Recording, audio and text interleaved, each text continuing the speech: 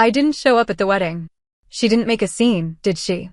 Ryan Whitmore stood at the end of the hospital corridor, loosening his tie. His voice held the weary confidence of a man who believed the world would wait for him. Vanessa's examinations were over. The doctor had said she was in no danger and only needed to remain under observation overnight. As far as Ryan was concerned, Claire might cry, send a few angry messages, and refuse to answer his calls for an hour or two. Then she would wait for him to return and explain. That was how it had worked for 7 years. Every time he had abandoned Claire for Vanessa, Claire had eventually been the one to make peace. His assistant, Mark, did not answer. Ryan turned and frowned. What is it? Mark swallowed. Miss Bennett didn't make a scene. Some of the tension left Ryan's face.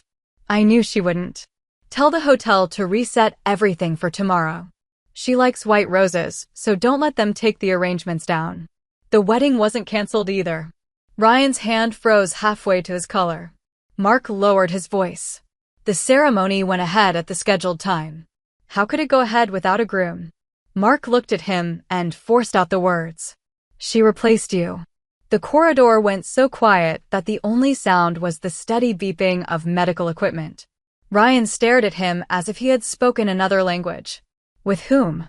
Adrian Sterling. In an instant, every trace of confidence vanished from Ryan's face. 6 hours earlier, at the Bennett estate in New York's Hudson Valley, the wedding planner rushed into the bridal suite just as Claire fastened the pearl earrings her mother had given her. Claire, the groom is gone. The room fell silent. Claire looked at herself in the mirror. The woman staring back wore a clean-lined satin gown. Her makeup was flawless, and her expression was unexpectedly calm. She had gotten up at 4 that morning and spent 5 hours preparing.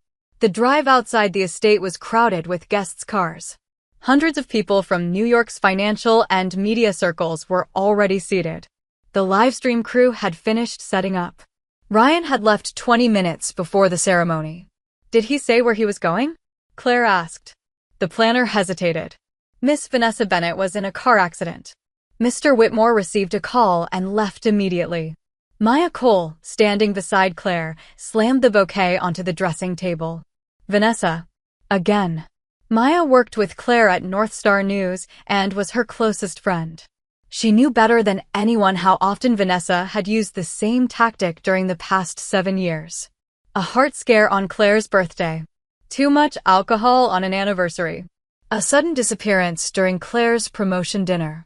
Vanessa had even claimed to have cut her hand in her apartment on the night Ryan planned to propose. Every time, Ryan ran to her. Every time, he told Claire, we grew up together. I can't just ignore her. Claire's phone rang. Ryan's name glowed on the screen. She answered, but said nothing. Claire, I'm sorry, he said hurriedly. Vanessa's car hit a guardrail. The hospital thinks she may have internal bleeding. I have to stay with her. You're already at the hospital? Yes. The ceremony starts in 15 minutes. He paused, as though trying to calm an unreasonable child. I know. I'll have Mark notify everyone that we're moving it to tomorrow. Explain it to Grandpa Henry for me. I'll cover whatever the hotel charges. Claire watched the warmth drain from the eyes in the mirror. And what happens if Vanessa feels sick again tomorrow? Don't attack her right now. Ryan's voice sharpened. She's your sister. She is not my sister. The room went still. Vanessa was not the Bennett's biological daughter. 26 years earlier, a hospital nurse had mixed up 2 newborn identification bracelets. Vanessa had gone home with the wealthy Bennett family, while the Bennett's biological daughter, Claire, had been raised in a violent household by an alcoholic father. The truth had not emerged until Claire was 22, when a database match exposed the mistake. Charles and Eleanor Bennett brought Claire to New York, but they could not bear to send away the young woman they had raised for more than 2 decades. Vanessa kept the Bennett name, her room, her trust fund, and her place in the family. Claire was repeatedly told to understand Vanessa's insecurity. Claire had understood everyone. She understood why her parents could not let go of their adopted daughter. She understood why Vanessa feared losing everything. She understood that Ryan and Vanessa had grown up together. She had even tried to understand why she herself was always placed last. No one had ever asked whether Claire wanted to keep understanding. On the phone, Ryan lowered his voice. This isn't the time to drag up the past. Vanessa is waiting for her results. Be mature, Claire. I'll make it up to you tomorrow. How? We'll hold the wedding again. Whatever you want, I'll give it to you. Claire laughed softly. The sound made unease stir in Ryan's chest. I want a husband who won't abandon me on our wedding day. Claire. Ryan, we're over. His shock turned quickly to anger. I admit leaving was wrong, but you can't throw away 7 years because of one emergency. You're upset. We'll talk when I get back. It wasn't one emergency, Claire said quietly. It was every choice you made for 7 years. She ended the call, removed the pearl earrings, and returned them to their box. Maya stepped closer. I'll tell the planner to cancel everything. And if the tabloids print one vicious word, I'll help you sue every last one of them. Claire did not answer. Outside, the musicians had begun the pre-ceremony music. The guests were still waiting in the garden, unaware of what had happened. If Claire canceled now, the next morning's headlines would be merciless. The true Bennett heiress abandoned at the altar. The adopted daughter wins again. That was exactly the ending Vanessa wanted. Claire picked up her phone and found a number she had not called in years. 3 years earlier, a fire had broken out during a charity gala. Claire had gone back through the smoke to help a trapped server. Near the stairwell, she found Adrian Sterling unconscious. She dragged him to a window and stayed with him until firefighters got them both out. When he woke, Adrian had said only one thing to her. I owe you my life. If you ever need anything, call me. Claire had never imagined she would actually use that promise. The phone rang once. A deep, controlled voice answered. Claire. She blinked. You saved my number? I told you I was waiting for you to ask. In a private lounge at Teterboro Airport, Adrian stood before a wall of glass. Beyond it, his plane waited to depart for Zurich. Claire tightened her grip on the phone. Where are you? Teterboro. You haven't taken off? 10 minutes. She closed her eyes. I was supposed to get married today. I know. The groom left. There was a 2-second silence. When Adrian spoke again, his voice was colder. Where did he go? To Vanessa. This time, he said nothing. Claire forced herself to continue. You said I could ask you for anything. Yes. I need a groom. The boarding light flashed in the distance. Adrian looked through the glass at his waiting plane. Do you need me to help you finish a ceremony, or do you need a real husband? Claire went still. She had only been trying to save the last of her dignity. She had not thought beyond that night. I don't know, she admitted. I only know I won't let them turn today into the humiliation they planned for me. Adrian picked up his coat and looked at his assistant, Ethan. Cancel the flight. Then he spoke into the phone. What time is the ceremony? 6. Delay it 40 minutes. You're coming. Wait for me. After the call ended, Claire remained motionless. Maya stared at her. Who is that? Adrian Sterling. Maya's mouth opened, but no sound came out for several seconds. Adrian Sterling of Sterling Capital? Claire nodded. What did you ask him to do? Be the groom. 40 minutes later, the chapel doors reopened. The guests had grown restless. News of Ryan's departure had begun to spread. Some people felt sorry for Claire. Others could barely conceal their satisfaction. Many were certain she would never show her face. Then the musicians began the wedding march again. Every head turned. Claire entered the chapel alone. Her father was not beside her. She did not lower her eyes or try to hide. Her long train swept across the aisle as she walked toward the altar with such composure that, for a moment, it was easy to forget she had just been abandoned. Whispers rose from the pews. The groom is gone. What is she doing? She can't be planning to hold the ceremony alone. The Bennett family will be the joke of New York by morning. Claire had reached the center of the aisle when the rear doors opened again. Adrian Sterling walked in wearing a black tuxedo. He had clearly dressed on the way. His bow tie was not perfectly straight, and the shoulders of his coat still carried the chill of early winter. Yet the moment he appeared, the entire chapel seemed to fall under a spell of silence. Sterling Capital controlled billions in assets, while Adrian himself rarely attended private social events. The press called him the most inaccessible man on Wall Street. Now he walked past every stunned guest and stopped in front of Claire. "I'm sorry," he said. "I'm late." Claire looked at him. "You still have time to regret this." He offered his hand. "I already regretted something 3 years ago." "What?" "Waking up and saying only thank you." Before she could understand, he took her hand and led her to the altar. The officiant looked understandably unsettled by the replacement groom. Ryan's name appeared on the original marriage license, so the ceremony could not make Claire and Adrian legally married that night. Adrian did not try to hide that fact. He addressed the room directly. "Tonight, we will make our vows in public. A legal marriage will require a new license, and I will respect Claire's decision. If she still wants this after tonight, I will go with her to the clerk's office." For the first time all day, Claire truly relaxed. He was not using her humiliation to force her into another trap. The officiant began again. When Adrian was asked whether he would stand beside Claire, he did not look at the guests or the cameras. He looked only at her. "I will." When it was Claire's turn, she paused.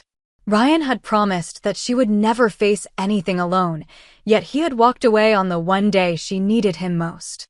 The man before her had abandoned a flight to Europe because she had said she needed him. "I will." Adrian slid a ring, rushed over from a nearby jeweler, onto her finger. When the officiant said he could kiss the bride, Adrian bent closer and whispered, "May I?" Claire nodded. His kiss was gentle and brief, but it silenced every doubt in the room. Within half an hour, clips from the live stream had spread across the internet. #RunawayGroom replaced, #AdrianSterling married, and #BennettWeddingTwist all began trending. At the hospital, Ryan still knew none of it. Vanessa lay in bed with a small bandage on her forehead and just the right amount of color missing from her face. She held Ryan's hand. "You should go back." Claire must be devastated. Ryan glanced at the examination room door. "I'll leave when the doctor confirms you're all right." Vanessa lowered her eyes to hide the smile tugging at her mouth. She knew Claire well.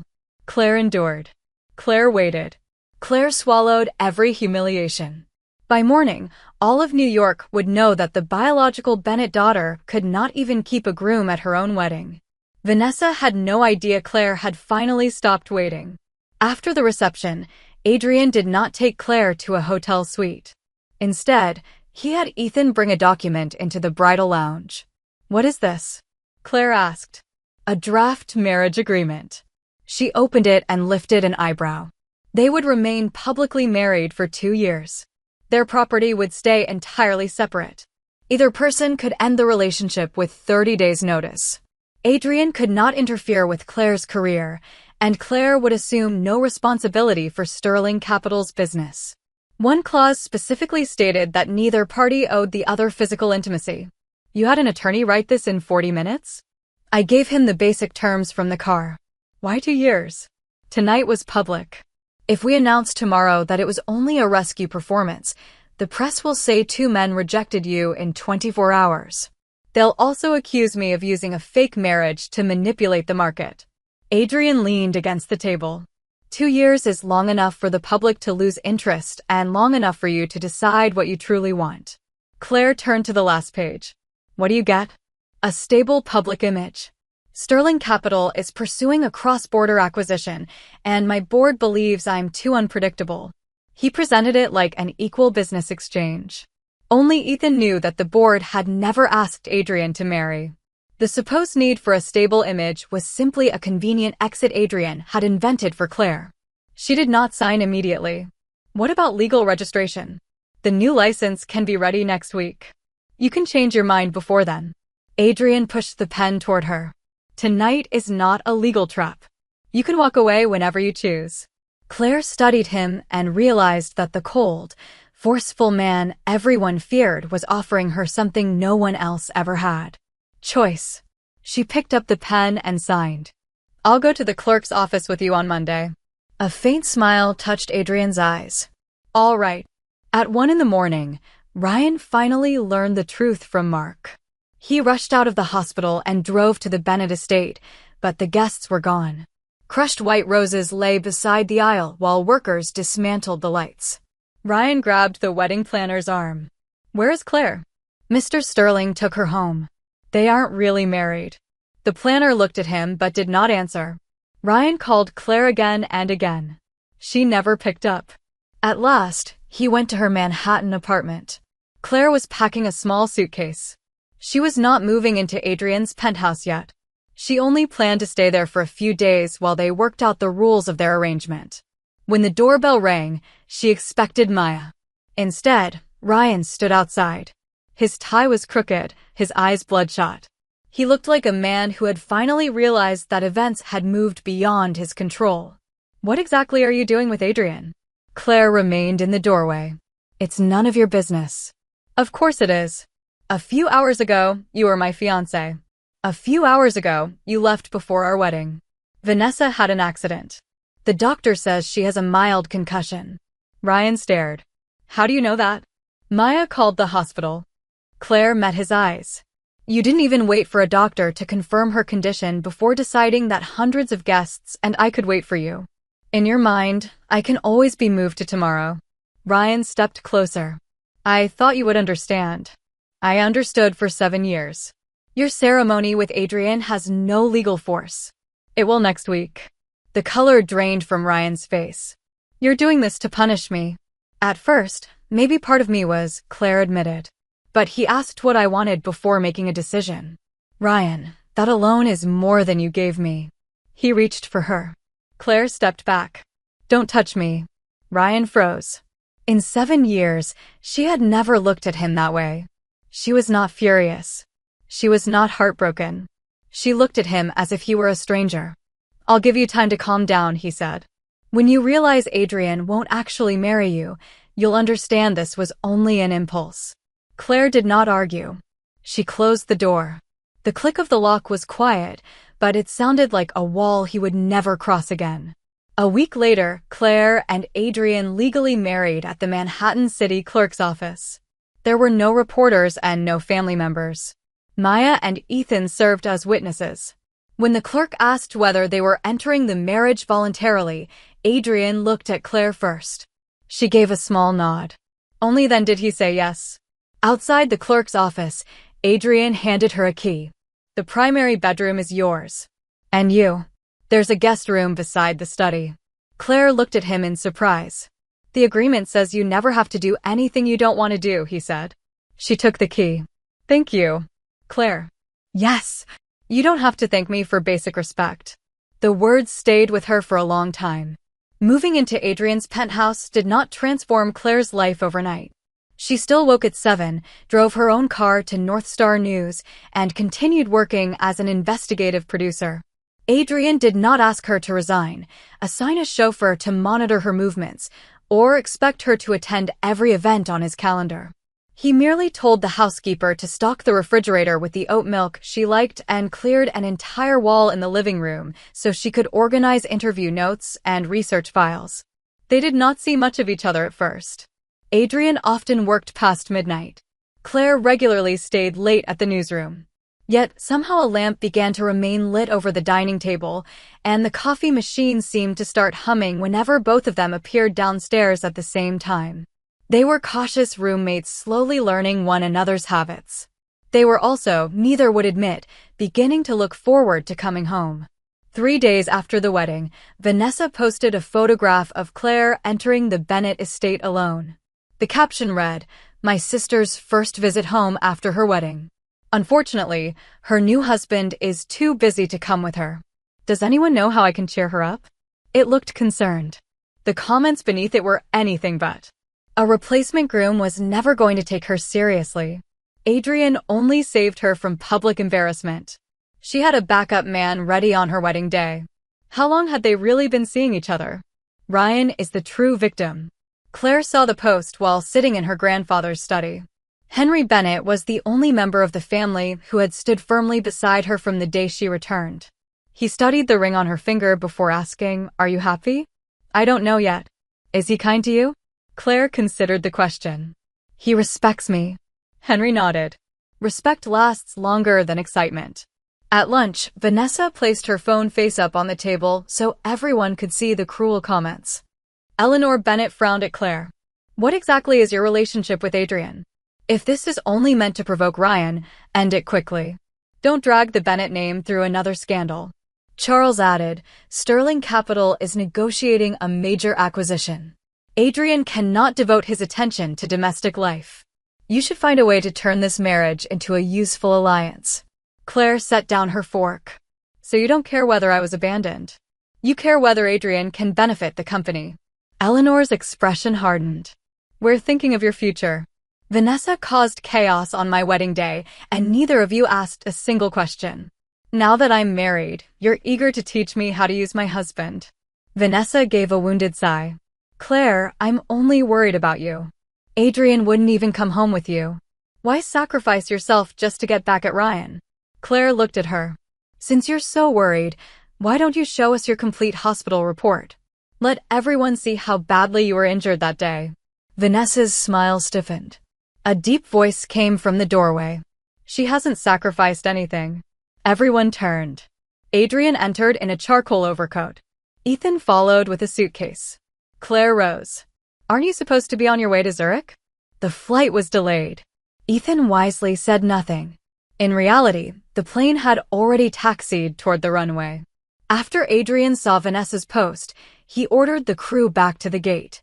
He came to Claire's side and rested one hand naturally on the back of her chair. I shouldn't miss the first time I accompany my wife home. Vanessa forced a smile. Adrian, it's been so long. His gaze was cool. You should call me your brother-in-law. The air around the table tightened. Vanessa's eyes immediately filled with tears. It's only a habit. We knew each other growing up too. Knowing someone does not make you close. Adrian pulled out the chair beside Claire and sat down. Charles quickly adopted a warmer manner and began asking about Sterling Capital's acquisition. Adrian answered politely without offering a single business commitment. Eleanor cautiously raised the subject of Claire's 10% stake in the Bennett family company. Henry originally gave those shares to her as a wedding gift.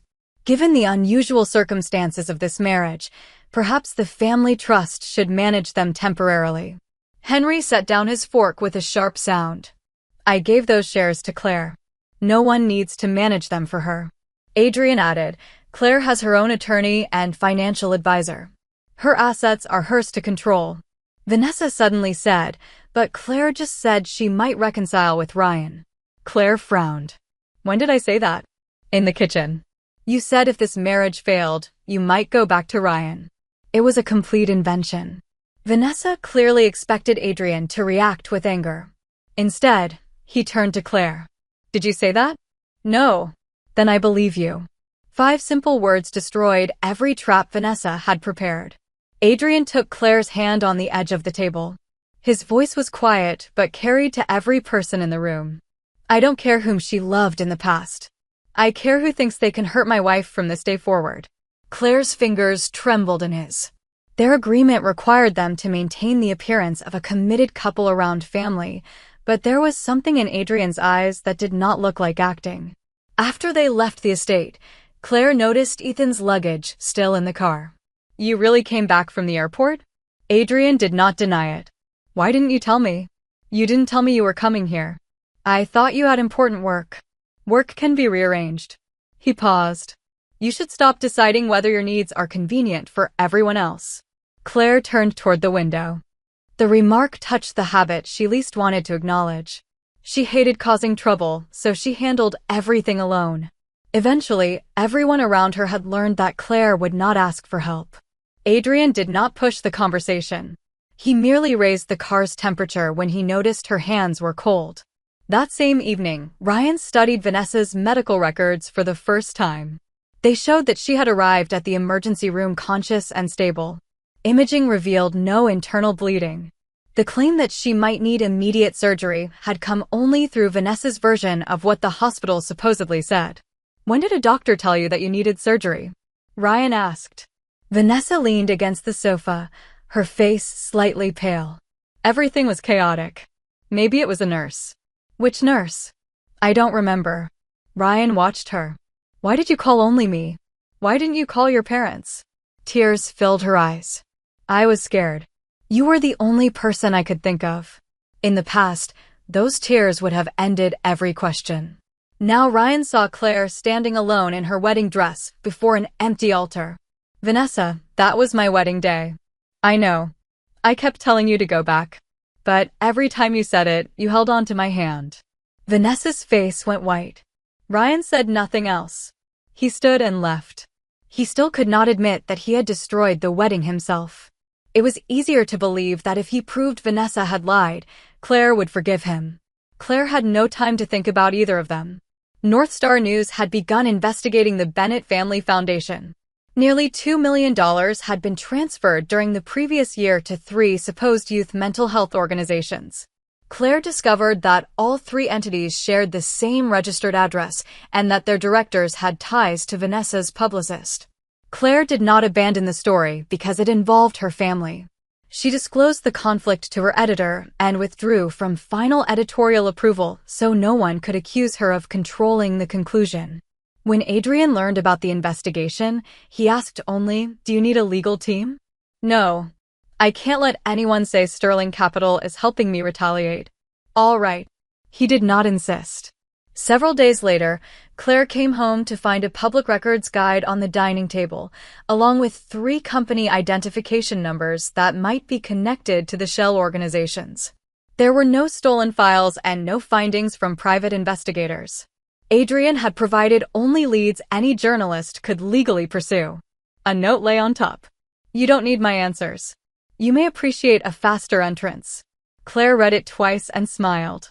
Adrian emerged from the study. "Did you find something?" "I found out you're very good at respecting boundaries." "Is that a compliment?" "For now." The corner of his mouth lifted. It was the first time Claire saw him truly smile. Their relationship changed through moments so small that neither could say exactly when the change began. Adrian remembered that she drank coffee without sugar but wanted something sweet at 4 in the afternoon. Claire learned that he adjusted his cuff links repeatedly before difficult meetings, not because he was vain, but because it was the only visible sign that he was nervous. She attended a Sterling Capital charity dinner with him. When a director implied that Adrian's marriage was merely a public relations strategy, Claire did not hide behind her husband. She raised her glass and said calmly, "However our marriage began, at least he doesn't abandon a commitment when it matters. For an investment company, I would consider that an advantage." Adrian looked at her for a long time.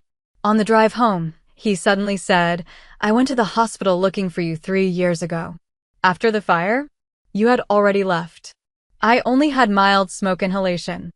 I wasn't there to check your injuries." "Then why were you there?" Adrian was silent for a moment. "I wanted to ask you to dinner."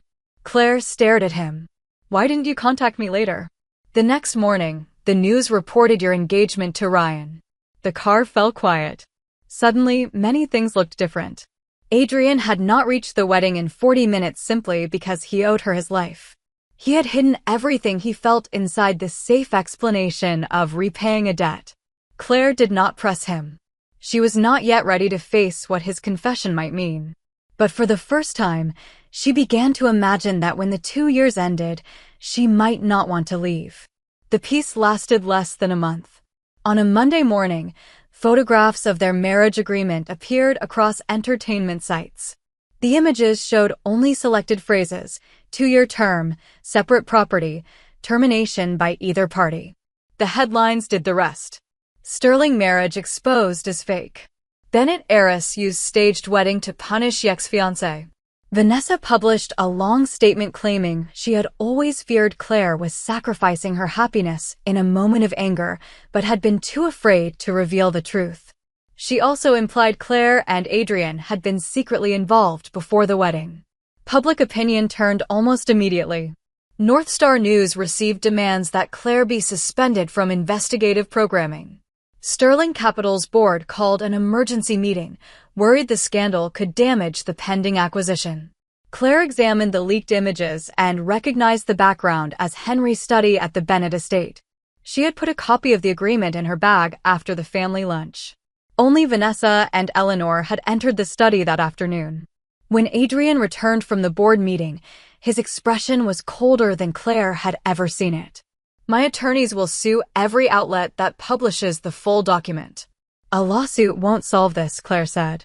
The harder you try to suppress it, the more guilty we'll look. I'll hold a press conference. And say what? That we signed an agreement but are deeply in love. I'll say I chose to marry you. That doesn't remove the pressure on North Star. It will make people say you're using your money to silence criticism of me. Adrian frowned. What are you proposing? Claire placed a signed termination agreement on the table. We end the marriage.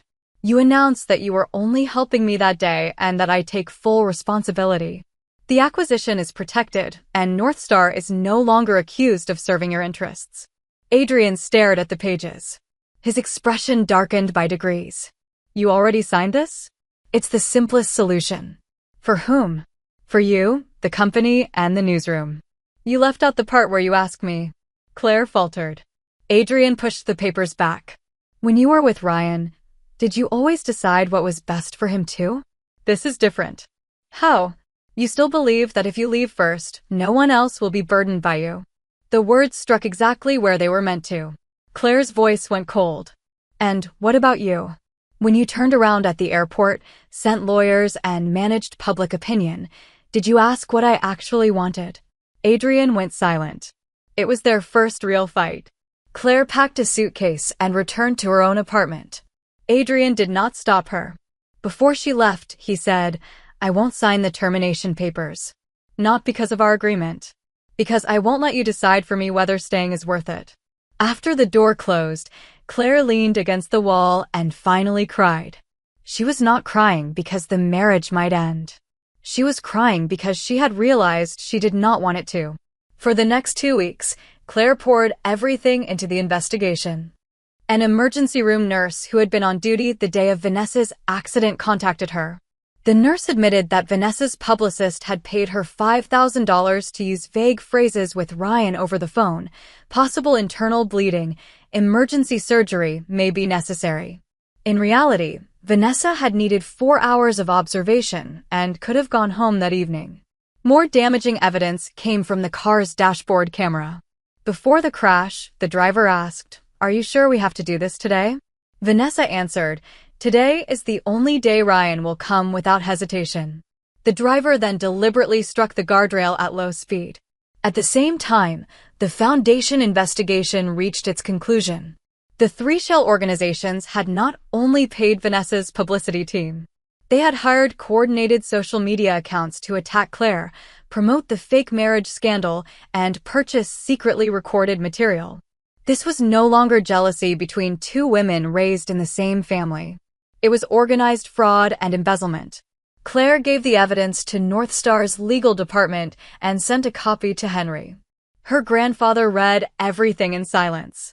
"I knew Vanessa feared losing what she had," he finally said. "I never imagined she would go this far." "What are you going to do?" Claire asked. Henry opened his safe and removed a document. "I plan to announce at the annual shareholders' dinner that I was transferring control of my 25% voting block to you." Claire stared at him. "Grandpa, I don't need shares to defeat her." "This isn't about defeating Vanessa," Henry said.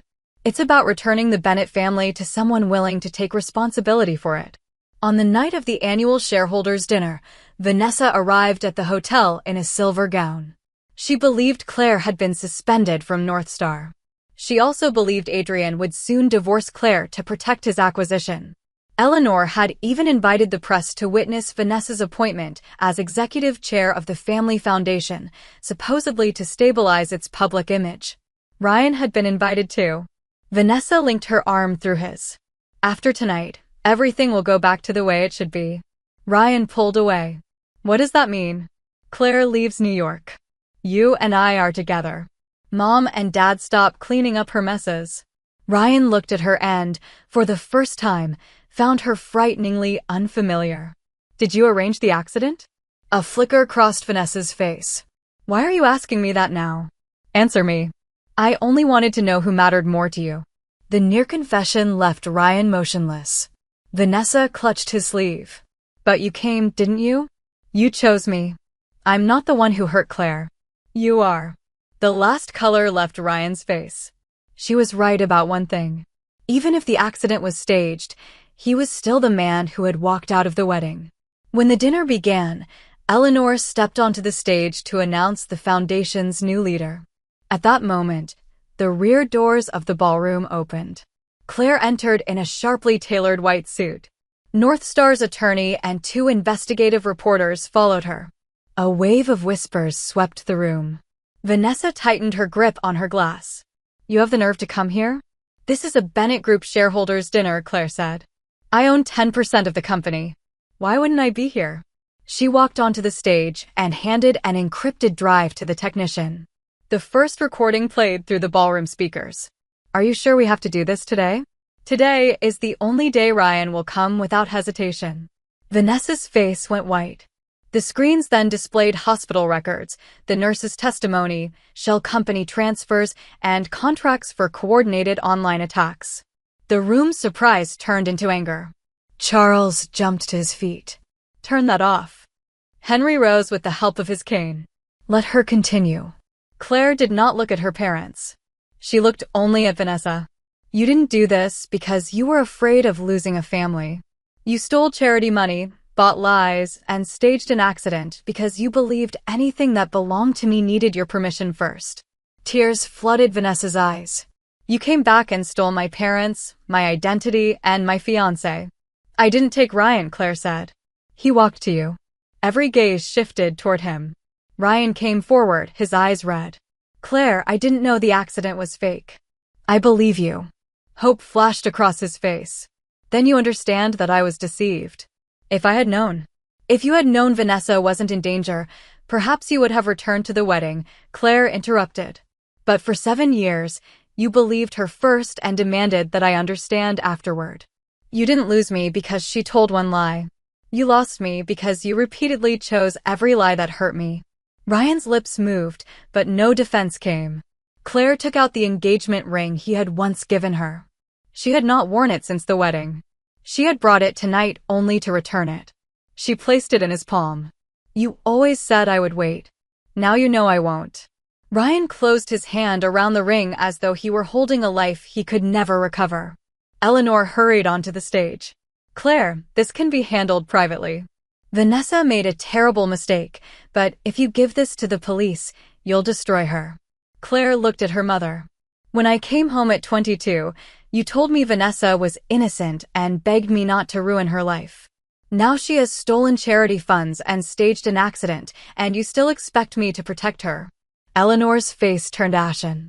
"I will not carry the consequences of anyone else's favoritism again." Henry announced that Vanessa was immediately removed from every position in the foundation and the company. All evidence would be submitted to law enforcement and independent auditors. Then he transferred control of his 25% voting block to Claire. "From today forward, Claire represents my seat."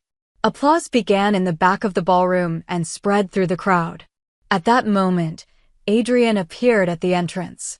He had no public relations team and no attorney speaking on his behalf. He walked to the stage alone. Claire's heartbeat stumbled when she saw him. They had not spoken in 2 weeks. Adrian took the microphone.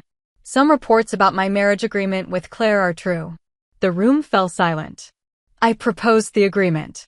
The time limit, the separate property, and the exit terms were all designed to make sure Claire still had a choice after what happened at the wedding." He looked at her. "The false part is that I married her for business." Adrian removed the unsigned termination agreement from his coat and tore it in half before everyone. "Sterling Capital never required me to marry. I wanted to pursue Claire 3 years ago. I was simply too late. When she called me on her wedding day, she wasn't asking for a backup man. I was finally being given the chance to stand beside her." Claire's eyes burned. Adrian came to her and lowered his voice so only she could hear. "I shouldn't have tried to solve everything for you. I shouldn't have made you feel that accepting help meant owing me. And I shouldn't have decided to leave for you," Claire said. "Then let's decide again." He took out the ring they had used at the clerk's office, but did not place it on her finger. "No 2-year limit. No public relations obligation. No one rescuing anyone. Claire, will you choose to begin this marriage with me for real?" Hundreds of people waited. Claire did not answer immediately. Adrian did not rush her. He simply waited.